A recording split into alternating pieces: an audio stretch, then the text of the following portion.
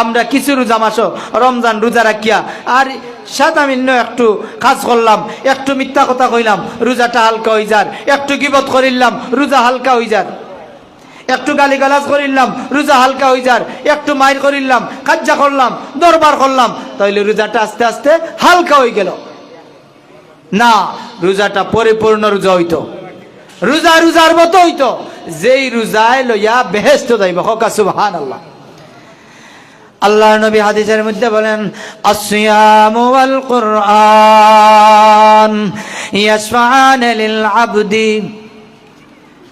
রমজান মাসের রোজা এবং কোরআন, রোজা এবং কোরআন দুইটাই বান্দারের সুপারিশ করিয়া আল্লাহর তৈরি জান্নাত লইয়া যাইব। রোজায় সুপারিশ করব আর কিয়ামুল লাইলে সুপারিশ করব, কোরআনে সুপারিশ করব। আসসিয়ামু ওয়াল কুরআন ইয়াশফাআন লিল আবদি। রোজা এবং কোরআন দুইটা বান্দার জন্য সুপারিশ করবে।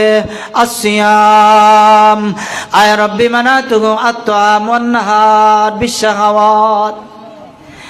রোজা কিয়ামতের দিন বলবে, আল্লাহ আমি তার রোজা। বান্দাদের রোজা রাখছে, রোজা কিয়ামতের দিন বান্দার সাইটে আসে হাজির হবে, আল্লাহর দরবারে হাজির হবে, বলবে আল্লাহ আমি তার রোজা, সারাদিন পর্যন্ত আমি তারে উপাস থাকাইছি, খাইতে দিছি না, পান করতে দিছি না, স্ত্রী সহবাস করতে দিছি না, যৌন চাহিদা পূরণ করতে দিছি না, আমি তারে বিরত রাখছি, আলাদা রাখছি। সুতরাং আজকে আমি তার রোজা, আমি সুপারিশ করি আর ওই ব্যক্তিরে আপনি মাফ করে দাও। রোজায় সুপারিশ করব, রোজায় সুপারিশ করব, এইভাবে কোরআনেও সুপারিশ করব। ওয়াল কোরআন ইয়াশফাআন লিল আবদি। কোরআনে সুপারিশ করব, আয় রব্বি মানাতুহু আন্নাহুম বিল্লাইল। কোরআন তখন বলবে, আল্লাহ আমি তার ওই কোরআন, যে কোরআন রমজান মাসে তারাবির নামাজ পড়ছে, সারা রাত্রি জাগ্রত থাকিয়া ইবাদত বন্দেগি করছে, নফল নামাজ পড়ছে, কোরআন তিলাওয়াত করছে, আমি রাত্রিবেলায় তারে ঘুমাইতে দিছি না, আমি রাত্রিবেলায় তারে ঘুমাইতে দিছি না। রোজায় সুপারিশ করব, আল্লাহ আমি দিনের বেলায় তারে খানা পিনা পান করা এইগুলা থেকে আমি বিরত রাখছি, আজকে আমি সুপারিশ করি আর ওই ব্যক্তিরে আপনি মাফ করে দাও। আর কোরআন বলবে, আল্লাহ আমি রাত্রে বেলায় তারে ঘুমাইতে দিছি না, আমি জাগ্রত রাখছি, অর্থাৎ লম্বা তেরাবির নামাজ, ঘন্টা, 1.5 ঘন্টা, 2 ঘন্টা, 2.5 ঘন্টা তেরাবির নামাজ পড়ছে, আমি পাবে টনটনি করেন, এরপরেও বন্দায় ছাড়ছে না।